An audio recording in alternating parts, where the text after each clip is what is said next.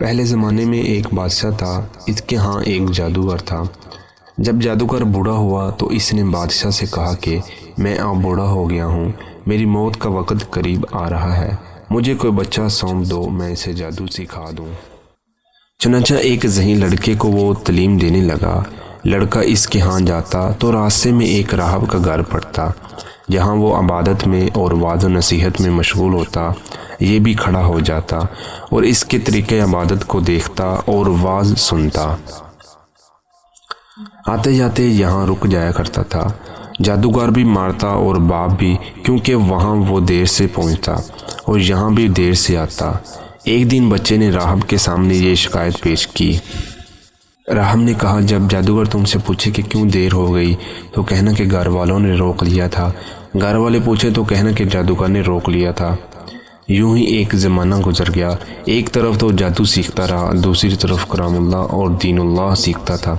ایک دن یہ دیکھتا ہے کہ راستے میں ایک زبردست ہیبت ناک سانپ پڑا ہے، جس نے لوگوں کی آمد و رفت بند رکھی ہے۔ ادھر والے ادھر اور ادھر والے ادھر ہیں، سب لوگ ادھر ادھر پریشان کھڑے ہیں۔ اس نے اپنے دل میں سوچا کہ آج موقع ہے کہ میں امتحان لوں کہ راہب کا دین اللہ کو پسند ہے یا جادوگر کا۔ اس نے ایک پتھر اٹھا کر یہ کہہ کر اس پر پھینکا کہ اے اللہ، اگر تیرے نزدیک راہب کا دین جادوگر کی تعلیم سے زیادہ محبوب ہے تو اس جانور کو اس پتھر سے ہلاک کر دے تاکہ لوگوں کو اس بلا سے نجات مل جائے۔ پتھر لگتے ہی وہ جانور ہلاک ہو گیا۔ لوگوں کا آنا جانا شروع ہو گیا۔ پھر لڑکے نے جا کر راہب کو خبر دی۔ اس نے کہا، پیارے بچے، آج کے دن تو مجھ سے افضل ہے، اب اللہ کی طرف سے تیری آزمائش ہوگی، اگر ایسا ہوا تو لوگوں کو میری خبر نہ کرنا۔ اب اس بچے کے پاس حاجت مند لوگوں کا آنا جانا لگ گیا۔ اس کی دعا سے معجزات، اندھے، کوڑی اور ہر قسم کے بیمار اچھے ہونے لگے۔ بادشاہ کے ایک نابینا وزیر کے کان میں یہ بات پڑی۔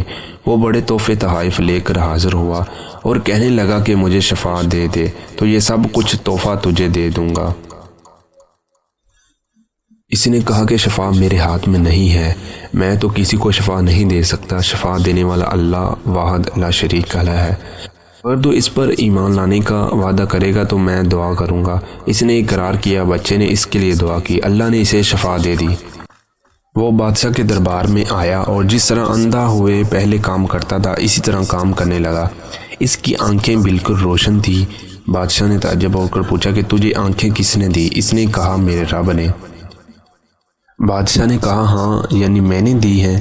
وزیر نے کہا، نہیں، میرا اور تیرا رب صرف اللہ ہے۔ اب بادشاہ نے اس کی مار پیٹ شروع کر دی، طرح طرح کی تکلیفیں دی اور پوچھنے لگا، تجھے یہ علم کس نے دیا؟ آخر اس نے بتایا کہ میں نے اس بچے کے ہاتھ پر سلام قبول کیا ہے۔ اس نے اسے بلایا اور کہا کہ اب تم جادو میں کامل ہو گئے ہو، اندھوں کو آنکھیں اور بیماروں کو تندرست کرنے لگے ہو۔ اس نے کہا، غلط ہے، میں کسی کو شفا نہیں دے سکتا، نہ جادوگر ہوں، شفا اللہ کے ہاتھ میں ہے۔ وہ کہنے لگا، اللہ تو میں ہی ہوں۔ اس نے کہا، ہرگز نہیں۔ بادشاہ نے کہا، پھر تو میرے سوا اور کسی کو رب مانتا ہے؟ تو اس نے کہا، میرا اور تیرا رب اللہ ہے۔ اس نے اب اس بچے کو طرح طرح کی سزائیں دینا شروع کر دی، یہاں تک کہ راہب کا پتہ لگا لیا اور راہب کو بلا کر کہا کہ سلام کو چھوڑ دیں۔ اس نے انکار کیا تو بادشاہ نے اسے آرے سے چروا دیا۔ پھر اس نوجوان سے کہا کہ تو بھی دین اسلام سے پھر جا۔ اس نے بھی انکار کیا۔ تو بادشاہ نے اپنے سپاہیوں کو حکم دیا کہ اسے فلاں پہاڑ کی چوٹی پر لے جاؤ، وہاں پہنچ کر بھی اگر دین سے باز آ جائے تو اچھا ہے، ورنہ وہاں سے لٹکا دیں۔ چنانچہ سپاہی اسے پہاڑ کی چوٹی پر لے گئے۔ جب اسے دھکا دینا چاہا تو اس نے اللہ سے دعا کی، اے اللہ، جس طرح تو چاہے مجھے اس سے نجات دے۔ اس دعا کے ساتھ ہی پہاڑ ہلا اور سب سپاہی لٹ گئے، صرف وہی بچہ ہی باقی بچا رہا۔ وہاں سے بادشاہ کے پاس گیا۔ بادشاہ نے کہا، یہ کیا ہوا؟ میرے سب سپاہی کہاں ہیں؟ بچے نے کہا، اللہ نے مجھے بچا لیا، وہ سب ہلاک ہو گئے ہیں۔ بادشاہ نے اپنے دوسرے سپاہیوں کو حکم دیا کہ اسے کشتی میں بٹھا کر لے جاؤ اور سمندر میں پھینک آؤ۔ یہ لوگ اسے لے کر چلے۔ بیچ سمندر کے پہنچ کر جب اسے پھینکنا چاہا تو پھر وہی دعا کی، اے اللہ، جس طرح تو چاہے مجھے اس سے بچا۔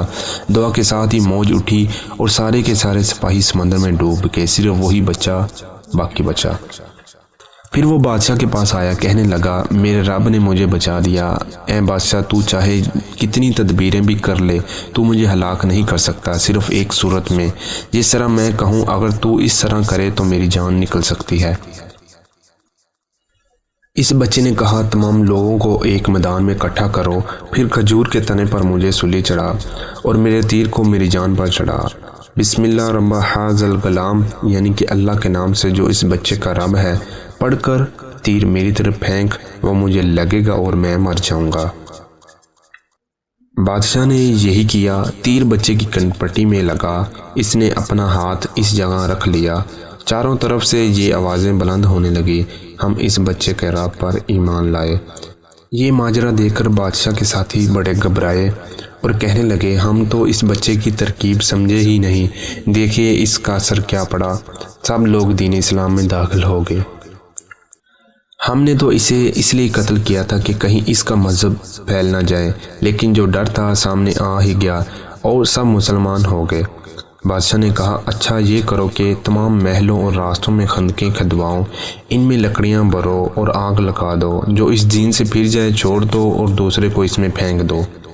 مسلمانوں نے صبر شکر کیا اور اس آگ میں جلنا منظور کیا۔ اس میں کودنے لگے، البتہ ایک عورت جس کی گود میں دودھ پیتا چھوٹا سا بچہ تھا ذرا جھجکی، تو اس بچے کو اللہ نے بولنے کی طاقت دی۔ اس نے کہا اماں کیا کر رہی ہو، تم تو حق پر ہو، صبر کرو، اس میں کود پڑو۔